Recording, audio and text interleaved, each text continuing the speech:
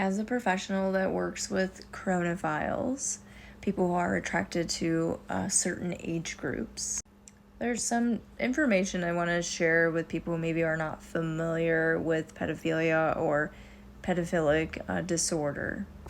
So first I want to start off by saying that I think something that the Epstein Files has really blown the top off of is our belief that minor attraction is saved for like the darkest corners of the internet, or like that one weird guy on the street that never turns his lights on in the house.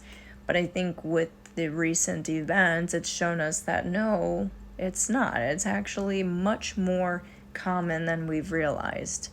And I think in the population that I work with, that was a big awakening for me in realizing that I was like, this is much more common than I think we've realized. And there are a lot of people that do suffer from pedophilic disorder. So I want to clarify that pedophilia or pedophilic disorder is a mental illness in the DSM. And usually how it comes about is that a person is abused / traumatized in their childhood and around the same age range that they were abused / traumatized.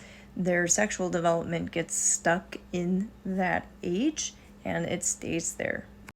I work with pedophiles and epebophiles and nepophiles. So nepophile is people that are attracted to like toddlers and babies. Pedophiles are like children that are pre-pubescent. And then epebophiles are people that are post-pubescent minors. So I'm hearing like a lot of rhetoric that's like death to pedos and like our government's run by pedos and like stuff like that. And it's like, I understand why you're using that word. Like, I get it because you're not like totally wrong, but also like there's kind of more here that makes this so problematic. So of the people that I work with that are minor attracted, every single person, at least that has come into my office, is very disturbed by these feelings and these attractions and do everything that they can to set up safeguards and work through this attraction. And I have seen people be very upset that they even have this attraction, and feel very embarrassed and do everything they can not to harm children.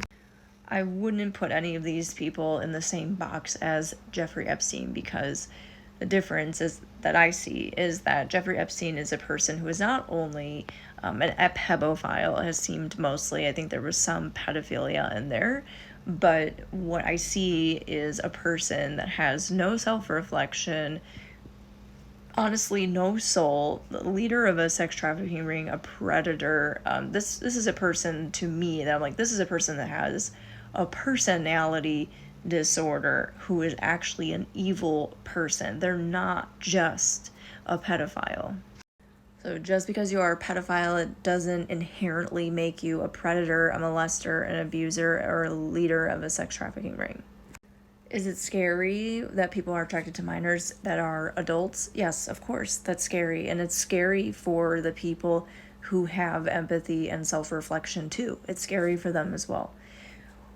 The thing that scares me the most, and I think that is the most like atrocious thing about the Epstein Files, is that these are people that have no remorse. They have no empathy. They don't care. They just want to exploit. They just want power. They just want control. And I think that unfortunately children and women become a part of that game because they feel like these are the easiest types of and groups of people to control and exploit. And I think like that is really the biggest problem here, is that we have pedophiles who have no empathy, who are predators, who are power hungry, soulless monsters.